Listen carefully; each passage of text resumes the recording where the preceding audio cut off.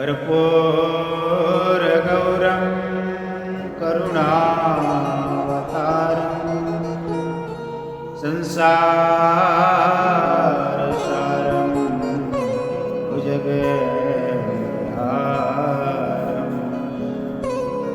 सदा वसन्तं हृदयारविन्दे भवं भवानी सहितं नमामि।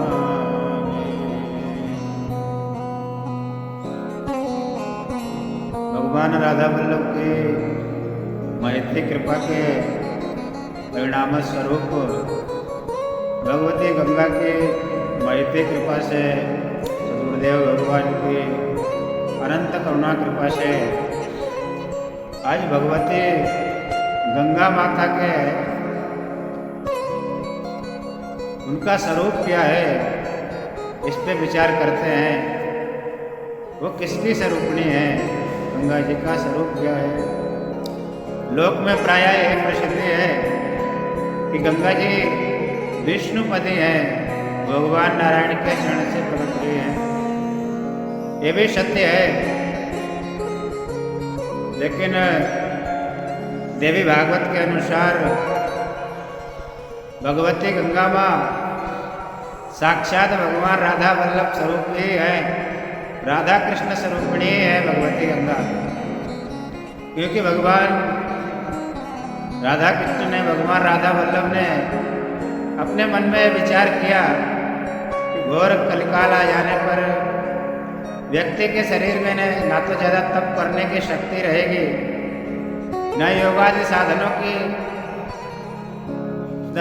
साधनों के द्वारा परमात्मा तत्व प्राप्त करने के शरीर में ऐसा ब्रह्मचर्य आदि यम नियम आदि ये भी नहीं रहेंगे, और सत्य इत्यादि भी व्यक्ति के जीवन में नहीं रहेगा। बाबा तुलसीदास जी ने तो यहाँ तक लिख दिया मानस में, झूठे लेना झूठे देना, झूठे भोजन झूठ चलेना, सब कुछ झूठ ही झूठ हो जाएगा, झूठ में ही उनका जीवन होगा। ऐसी स्थिति में भी व्यक्ति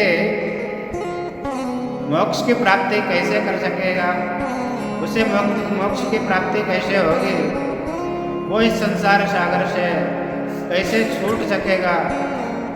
क्योंकि भगवान राधा वल्लभ अत्यंत करुणा स्वरूप है, करुणा सागर है, दीनानाथ हैं। इसलिए भगवान ने विचार करके अपने ही स्वरूप को गंगा जी के रूप में प्रकट कर दिया कि कम से कम कलिकाल में जब तक यज्ञ अनुष्ठान आदि नहीं करेंगे, योगादि साधन नहीं करेंगे, कम से कम नहाएंगे तो सही। नहाने में तो जब व्यक्ति को तप नहीं करना है, नहाए में नहीं तो सिर्फ स्नान करें, सिर्फ ध्यान वगैरह करने से ही, गंगा जी का दर्शन करने से ही, या उनका स्मरण मात्र करने से ही इनका कल्याण हो जाएगा, ऐसा भगवान ने विचार करके गंगा जी के रूप में भगवान स्वयं प्रकट हो गए। भगवान के मन में विचार आया, कुछ नहीं करेंगे तो कम से कम नहाएंगे तो सही। तो नहाने का विचार ही करके भगवान ने, नहाने से इनकी मुक्ति हो जाएगी। नहाएंगे, ठंड पड़ रही है आजकल, ना नहाए तो कम से कम आँखों से दर्शन तो कर लेंगे, आचमन तो कर लेंगे, इतना तो कर ही सकते हैं। इसमें तो कोई परिश्रम की बात नहीं है। इतने से इनके अंतःकरण की शुद्धि हो जाएगी, इनका कल्याण हो जाएगा। ऐसा विचार करके भगवान राधा वल्लभ, क्योंकि वो करुणा स्वरूप है, आनंद के सागर है, दीनानाथ है, दोनों पे कृपा करने वाले हैं, उनको करुणा सागर कहा ही जाता है। दीनानाथ भगवान का नाम ही है। इसलिए भगवान ही स्वयं गंगा जी के रूप में प्रकट हो गए। भगवान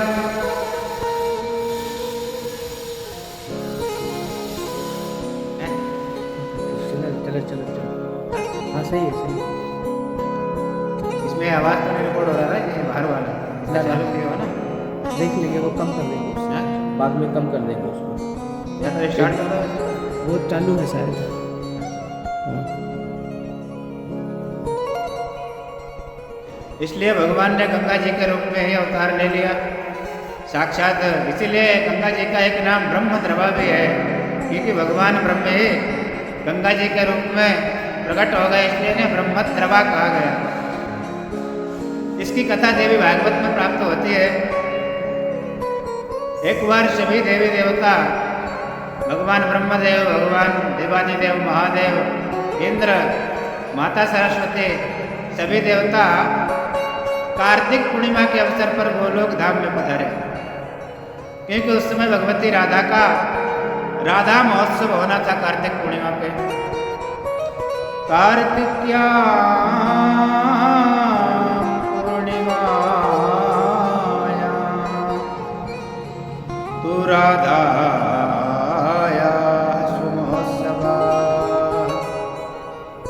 भगवती राधा का सुंदर महोत्सव हो रहा था कार्तिक पूर्णिमा के अवसर पर, इसलिए सभी देवी देवता गोलोक धाम में पधारे भगवती राधा का राधा महोत्सव मनाने के लिए। उसमें भगवान देवादिदेव भी आए। सबसे पहले माता सरस्वती ने वीणा का वादन किया उस समय और गायन किया, जिससे सबको बड़ा आनंद प्राप्त हुआ।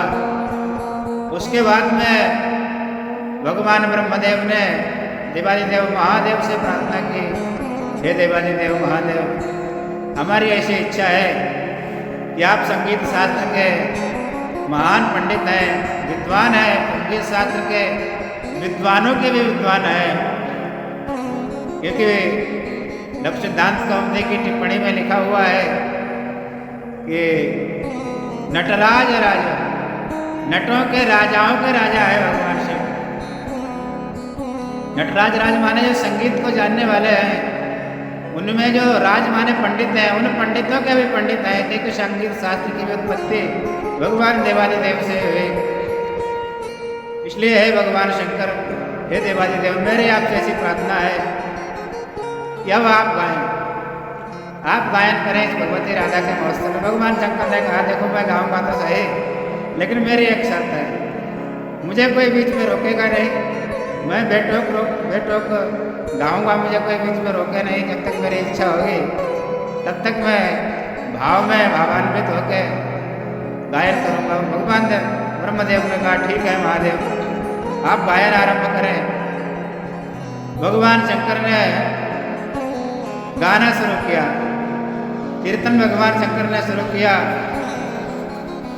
लेकिन थोड़ी देर में क्या हुआ, भगवान की वाणी का प्रभाव, भगवान के कीर्तन का प्रभाव, क्योंकि स्वयं देवादिदेव कीर्तन कर रहे हैं, सभी देवता समाधि को प्राप्त हो गए। थोड़े काल के बाद, थोड़े समय के बाद, जब देवता समाधि, बड़े परिश्रम के बाद, जब मूर्छा से, समाधि रूपी मूर्छा से जब वो बाहर आए, तो उन्होंने देखा कि भगवान राधा कृष्ण ही सिंहासन पर विराजित नहीं है। भगवान राधा कृष्ण का जो स्वरूप था वो तिरोहित हो चुका है। अब तो उनको बड़ी चिंता हुई और एक लीला क्या शुरू हो गई कि गोलोक में जो है जल आ गया, स्वाभाविक जल उत्पन्न हो गया। अब वो जल जो है भगवान जैसे जैसे गाते, भाव में भर के जो है भगवान महादेव, भगवान देवादिदेव तो अपनी आंखों को बंद करके उस समय ध्यानस्थ होकर एकदम जो है भगवान का कीर्तन कर रहे थे, गाए जा रहे थे। जैसे जैसे भगवान भाव में भर के गाते भगवान शंकर, वैसे ही जल और गोलोक में बढ़ता जाता। देवता, पहले तो देवताओं को बड़ी चिंता हुई, एक तो जल बढ़ता जा रहा है, पैरों से बढ़ के हमारे छाती तक आ गया, पहले कमर तक आया, अब छाती तक आ गया। और दूसरी बात यह है कि भगवान शंकर को रोक नहीं सकते, क्योंकि भगवान शंकर के पास में अर्थ में त्रिशूल तो रहता ही है, क्योंकि कह चुके हैं मुझे कोई रोके टोके नहीं बीच में, मैं स्वतंत्र होके गाऊंगा। इन्हें रोका, कहीं क्रोध में आ गए, इनका त्रिनेत्र खोल गया, हाथ में त्रिशूल उठा लिया, तो हमारे प्राण वैसे चले जाएंगे। अब ऐसी संकट की स्थिति में क्या करें? देवी भागवत में लिखा हुआ है, अति उच्चैरुर्दु सर्वे गोपा गोप्या सुरद्विजाः बड़ी जोर से जब कोई भगवान राधा कृष्ण को भी जब उन्होंने वहां नहीं देखा, तो भगवान शंकर ध्यान में होकर गाए ही जा रहे हैं और जल बढ़ा ही जा रहा है। तो बेचारे चिंता में भर के बड़े दीन होके, बड़े दुखी होके, बड़े दुख से कातर होकर के रोने लगे। अति उच्च ही रुदो, बड़े जोर जोर से रोने लगे। अरे हाय, अब हम क्या करें? एक तो भगवान राधा कृष्ण का भी वो भी तुरोहित हो गए, अंतर ध्यान हो गए, और इधर भगवान शंकर गाए ही जा रहे हैं और इधर ये जल बढ़ता ही जा रहा है। अब क्या करें? हमारे गले तक आ गए बढ़ते बढ़ते। बड़ी चिंता हुई देवताओं को। पुनः भगवान श्री कृष्ण की देवताओं के मन में एक विचार आया कि भगवान की स्तुति की जाए, और तो कोई उपाय है नहीं, क्योंकि वो भगवान तो सर्वगत है, सभी रूपों में वो भगवान ही है। भगवान इस संसार के प्रति अभिन्न निमित्त उपादान कारण जो है, इसलिए उनकी अब स्तुति की जाए। अच्छा, ये जल जो है, ये जल कहाँ से आ गया? भगवान शंकर पे गाने गाने पर भगवान राधा कृष्ण कहाँ चले गए? भगवान व्यास कहते हैं, गतश्च राधया सार्धम श्री कृष्णो द्रवतामिति ततो ब्रह्मा दया सर्वे तुष्टवो परमेश्वरम। राधया सार्धम, भगवती राधा के सहित श्री कृष्णो द्रवताम गतः, भगवान श्री कृष्ण ही भगवान राधा वल्लभ ही भगवती राधा के सहित द्रवताम गता, द्रव के रूप में प्रकट हो गए, उस जल के रूप में। वो जल कहीं और से नहीं आया था, कहीं किसी दूसरी जगह से वो जल नहीं प्रकट हुआ था। वो जल साक्षात भगवान राधा कृष्ण ही थे, भगवान राधा वल्लभ ही उस जल के रूप में थे। श्री कृष्णो राधया सार्धम श्री कृष्णो द्रवताम गतः, भगवती राधा के सहित भगवान श्री कृष्ण ही जल के रूप में प्रकट हुए थे। लेकिन रहस्य देवताओं को नहीं पता था, वो घबरा रहे थे जल कैसे। भगवान कीर्तन कर रहे हैं तो जल के रूप में भगवान राधा कृष्ण तो है, तो उन्हें कीर्तन सुन के आनंद आ रहा, भगवान की वाणी सुनकर तो और बढ़ते जा रहे हैं। उनको आनंद आने पर जो है, लेकिन देवता सोच रहे हैं कि अगर मेरे सर के ऊपर जल निकल गया तो हमारी तो गोविंदाय नमो नमः हो जाएगी। देवता बेचारे बड़े संकट में आ गए और भगवान को प्रसन्न करने के लिए प्रार्थना करने लगे, हाथ जोड़ करके बड़े दीन होके, हे प्रभु स्वामूर्तिं दर्शय विभो वांछितं वरमेव नः। हे प्रभु, हे दीनानाथ, हे करुणा सागर, हे राधा वल्लभ, कृपा कीजिए, कृपा कीजिए, हमें अपना दर्शन प्रदान कीजिए, प्रकट होकर के अपने राधा वल्लभ स्वरूप का हमको दर्शन कराइए। जब भगवान ने देखा कि देवता अत्यंत दीन हो रहे हैं, अधीर हो रहे हैं, तो भगवान ने उस जल से ही आकाशवाणी प्रकट कर दी। माने जल से ही भगवान ही साक्षात बोलने लगे। उस आकाशवाणी के रूप में सर्वात्मामियशक्तिर्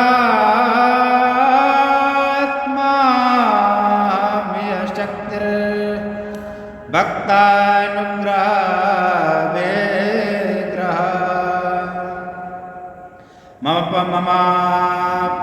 ममाप्यस्यास्य देन कर्तव्यं च किमावयो। अरे देवताओं, सभी शक्ति, मेरी जो शक्ति भगवती राधा है, ये मेरे स्वरूपिणी जो राधा है, इनका स्वभाव ही है भक्तों पर अनुग्रह करने वाली है। ये मेरे भक्त, ये दीना, ये भक्त जो मेरे दीन भक्त है, अत्यंत मेरे प्रति जो श्रद्धा परायण है, जो मेरे अनन्याश्रित भक्त हैं, उन पे सदैव अनुग्रह करना ही जिनका स्वभाव है। ऐसी मेरी शक्ति, मेरी प्रिया जो श्री राधा जी और स्वयं मैं, हम दोनों ने ही इस समय ममापि, मैंने भी अप्यस्य देहेन कर्तव्यम, आप माने इस जल के रूप में मैंने ही था रूप, इस जल के रूप में मैं ही बन गया हूँ। हम दोनों ने अब जल का रूप धारण कर लिया है। ये जल मेरा ही शरीर है, ये और कुछ भी नहीं है जल। इस जल के रूप में हम दोनों अंतर्हित होकर जल के रूप में प्रकट हो गए हैं, इसलिए घबराओ नहीं। और हे ब्रह्मदेव, आप भगवान शंकर से प्रार्थना, यदि मेरा आप दर्शन करना चाहते हैं तो आप एक काम कीजिए कि भगवान शंकर से प्रार्थना कीजिए कि मेरे लिए एक तंत्र शास्त्र की रचना करें, जिसमें मेरी समग्र पूजा विधि की, मेरे ललित स्तोत्रों की,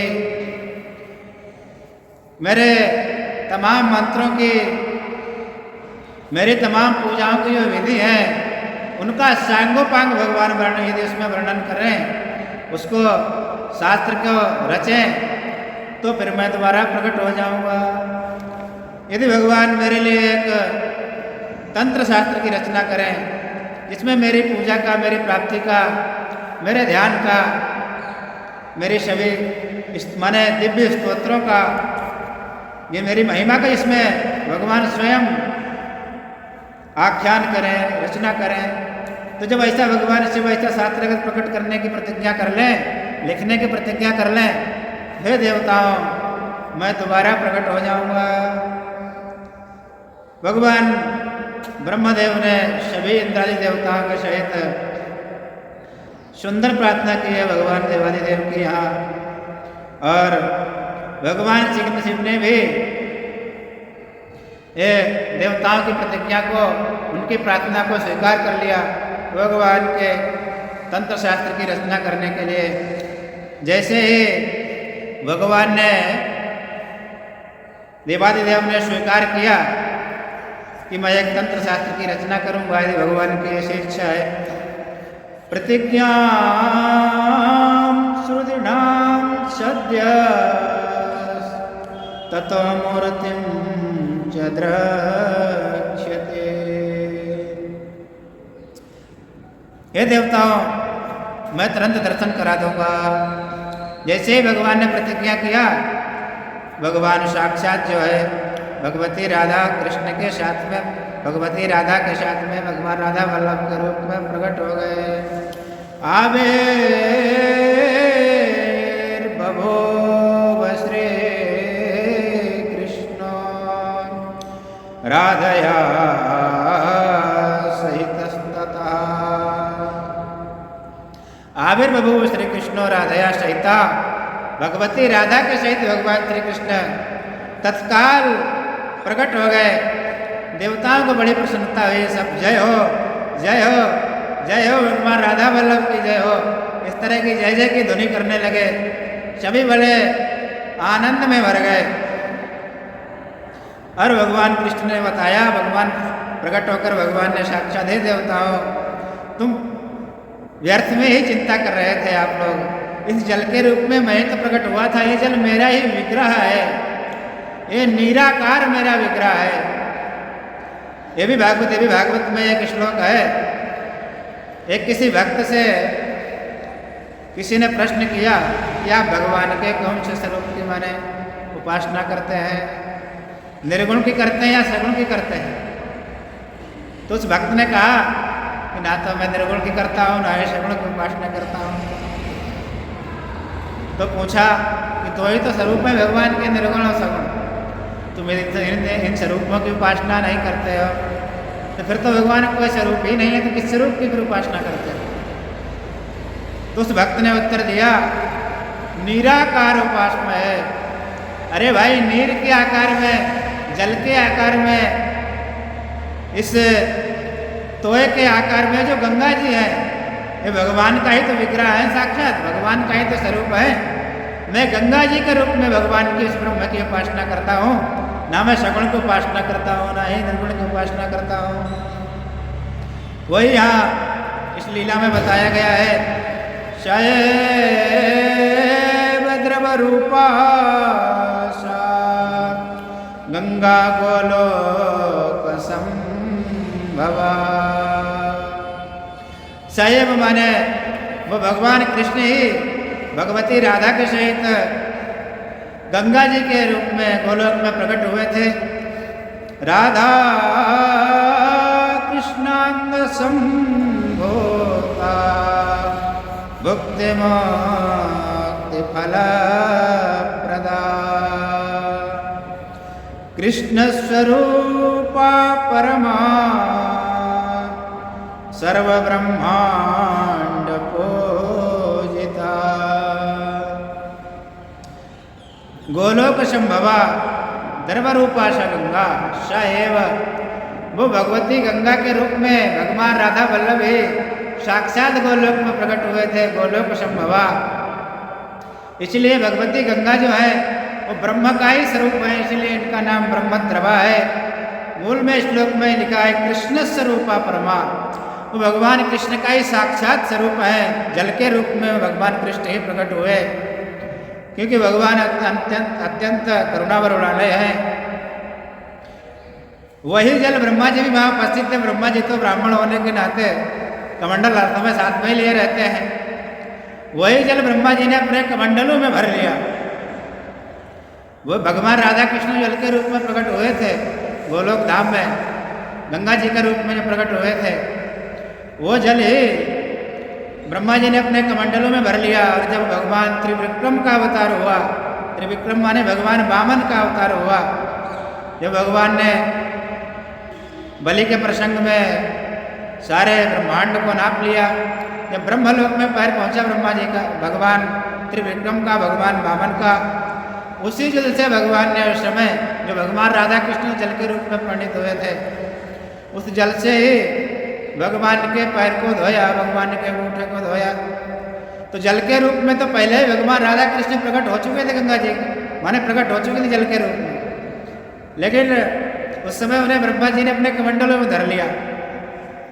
फिर उसी जल से जब भगवान वामन के पैर को धोया उन्होंने, तो साक्षात गंगा जी जो है वो तो पहले भगवान राधा कृष्ण थे गंगा जी के रूप में, धोते जो है प्रकट हो गए। इसीलिए उन्हें विष्णुपति भी कहते हैं, क्योंकि भगवान जी के कमंडलों से प्रकट हुई थी। गंगा जी धोने पर जो है ब्रह्मा जी के कमंडल से, ब्रह्मा जी के कमंडल में कहाँ से आई थी, तो इस कथा से इसका संबंध है। क्यों गंगा भगवती जो भगवान राधा कृष्ण गंगा जी के रूप में प्रकट हुए थे, ब्रह्मा जी ने उनको कमंडलों को अपने धारण कर लिया था, इसलिए कमंडल से वो प्रकट हुए थे। इसलिए भगवान भगवती गंगा जो है वो साक्षात राधा कृष्ण ही स्वरूप है, इसलिए इनको ब्रह्मद्रवा कहा गया है। इनका जो भी दर्शन करेगा, स्पर्श करेगा, स्नान करेगा, उसे अवश्य ही मोक्ष मिलेगा। प्रसिद्धि है गंगे तव दर्शनात् मुक्ति, दर्श परस मुख मज्जन पाना, हरई पाप कहा वेद पुराना। बाबा तुलसीदास जी मानस में लिखते हैं, इनके दर्शन मात्र से, इनके स्पर्श से, पान कर लेने से, आचमन इत्यादि के द्वारा स्नान कर लेने से हरई पाप कहा। बाबा तुलसीदास कहते हैं, ऐसा मैं नहीं कहता, ऐसा वेद पुराणों का मत है। वेद पुराण कहते हैं कि सिर्फ इनका कोई दर्शन कर ले, स्पर्श कर ले, पान कर ले, इनमें स्नान कर ले, अरे पाप कहा वेद पुराना, ऐसा वेद पुराणों का मत है। वेद पुराण कहते हैं उसके पापों को गंगा जी हर लेती है। अब गंगा जी के स्वरूप को आज बता दिया गया है। गंगा जी की महिमा रोज आती रहेगी, उसे आप लोग श्रवण करते रहेंगे। उनके स्नान का क्या फल है, उनके दर्शन का क्या फल है, उनके आचमन का क्या फल है, वो कैसे मुक्तिदायिनी है, किन किन को उन्होंने मुक्ति दी है, क्या क्या महिमा है उनकी, वो सब रोज के प्रवचन में आता रहेगा। नमः पार्वती पतये हर हर महादेव।